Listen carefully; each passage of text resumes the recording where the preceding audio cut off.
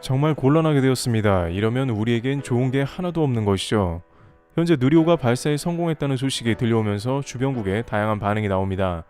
특히나 이번 발사에 대해서는 주변국에서는 초대형 수주를 빼앗기게 되었다는 반응이 나왔고, 한국조차 상상하지 못한 일이 전개되었다는 의견이 제기되고 있는 상황입니다. 현재 미국조차 성공하지 못한 기록을 보여준 누리호 발사의 구체적인 내용을 살펴보고, 왜 주변국에서는 한국이 로켓을 성공한 자체를 두고 초대형 수주를 빼앗겼다고 하는지 궁금한데요.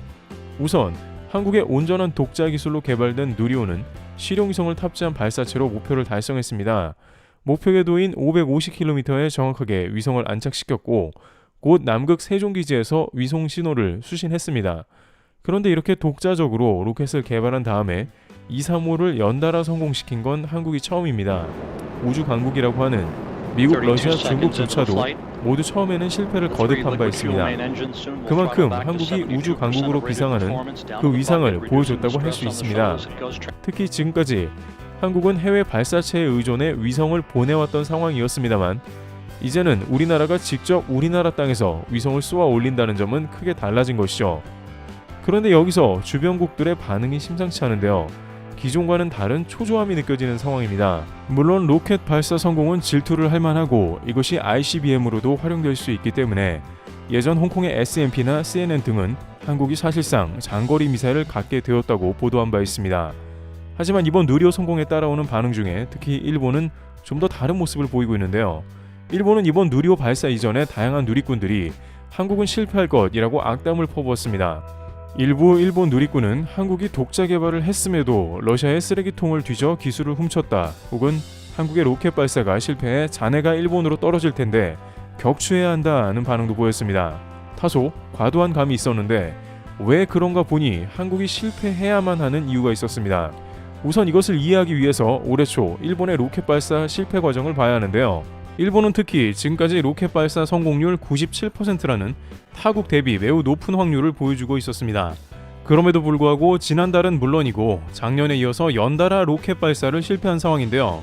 또한 일본 국민들은 이러한 상황에 대해서 울분을 터뜨리는 뜻밖의 모습을 보이고 있다고 합니다. 우선 일본의 새로운 주력 로켓이죠. 가고시마현의 H3 엔진을 탑재한 1호기가 2차 발사를 실패한 건데요. 지난 1차 발사 때에는 카운트다운이 종료된 뒤에도 로켓이 하늘로 날아오르지 않은 바 있습니다. 당시 일본의 우주국 작사는 현지 공영방송 NHK에 정확한 원인을 조사하고 있다고 말하면서 2차 발사를 기약했는데요. 그런데 이번에는 1차 때와는 달리 발사까지는 성공했습니다. 1차 때의 원인도 일부 노이즈 제거 등 별것이 아니라고 하면서 2차는 반드시 성공한다며 호언장담한 바 있습니다. 그러나 로켓의 제1, 2단 분리 이후에 제2단 엔진의 점화가 확인되지 않았다고 전했습니다. 일본 우주국 작사는 파괴 신호를 기체에 보내고 즉시 로켓은 공중 파괴로 진행된 상황입니다. 그런데 여기서 문제가 발생했는데 1차에서 엔진 점화가 제대로 안 된 건 그럴 수 있습니다만 2차에서 엔진의 점화가 제대로 되지 않은 것은 기술적인 치명적 결함이 있을 수 있기 때문입니다. 게다가 이번 H3 로켓 실패는 지난해 10월 고체 연료 로켓 입실론 6기에 연이은 상황인데요. 일본의 문부과학성은 이날 원인 규명을 위한 대책본부를 곧바로 설치했습니다.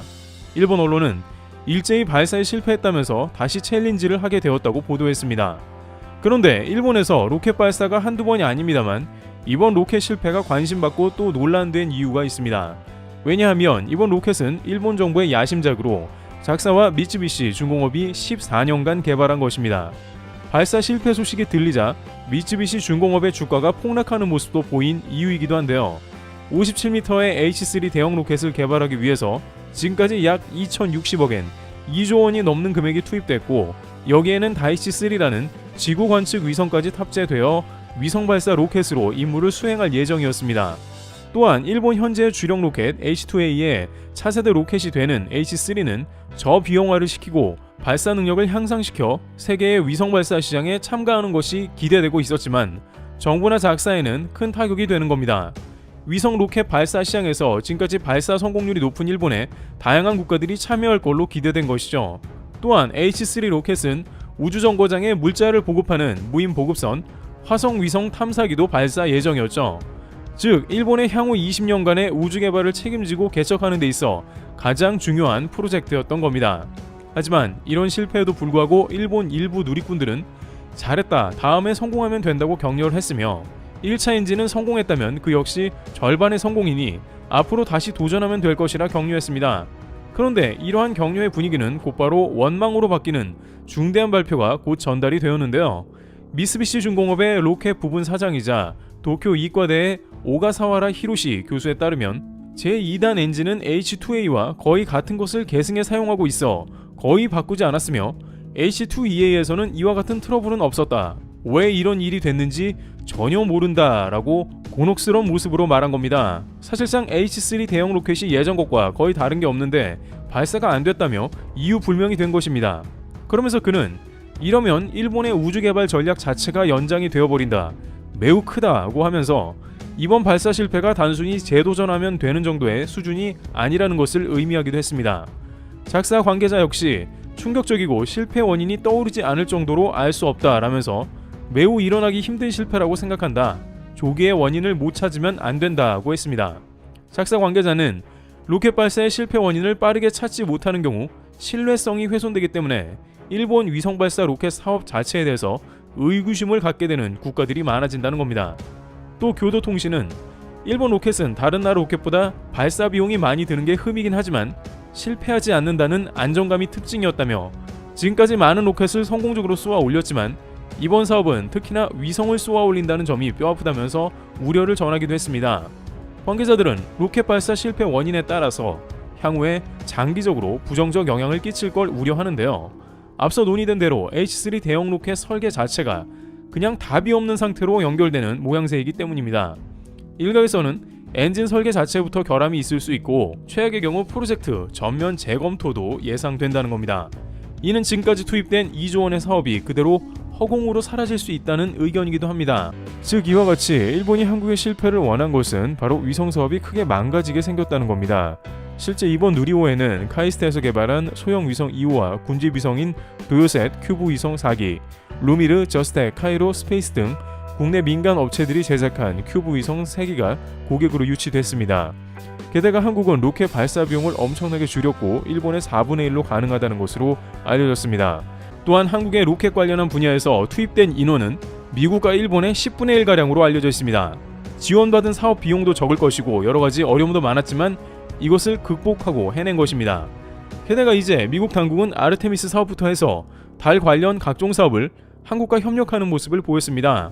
지난 수년간 일본은 소행성 착륙을 비롯해 굉장한 성과를 이뤘지만 이런 불안한 모습도 연출을 했는데요. 반면 한국은 로켓은 곧 미사일 기술이며 이것이 방산 분야와도 연결되어 있음을 놓치지 않았습니다. 군사 위성은 물론이고 장차 한국의 ICBM 등 활용 분야를 다양하게 가져갈 수 있는 것인데 한국의 방산기업 한화는 방산 분야와 우주 분야를 동시에 개발하는 맥락에 있다고 강조합니다. 따라서 한국의 각종 노하우와 자본이 민간과 국가가 연계하며 더욱 강력한 개발을 이끌고 있습니다. 반면 일본은 국책 사업이 각종 법안과 행정 절차에 묶여서 방산과는 따로 놀며 분리가 되어 있기도 하며 우주 분야 역시 오랜 관료주의 및 각종 불합리로 인해 개발이 제대로 안 된 게 아니냐는 비판이 잇따릅니다. 물론 아직 일본보다는 가벼운 발사체를 시험 중이고 일본은 3, 4톤급을 발사하다 실패한 것이지만 이는 큰 문제가 되지 않으며 오히려 일본은 발사 실패 원인조차 찾지 못한다는 게 큰 난관인 것입니다. 이러다 보니 우주항공 사업 분야에서 한국이 일본을 앞서 나간다는 의견이 제시되는 것이고 앞으로 인공위성 분야에 줄줄이 다양한 국가가 한국 발사체를 이용할 가능성이 높다는 이야기입니다. 지금까지 선진국에서 비싸게 이용한 서비스들을 한국으로 전환할 수 있게 된 모양새라고 전해집니다. 이와 같이 누리호 성공 이후 한국에는 주변국에서 경계의 목소리가 지속적으로 나오고 있습니다. 그만큼 한국의 누리호 발사가 위성 발사체 사업으로 매우 뛰어난 의미를 갖고 있다는 이야기입니다. 트래블TV였습니다. 감사합니다.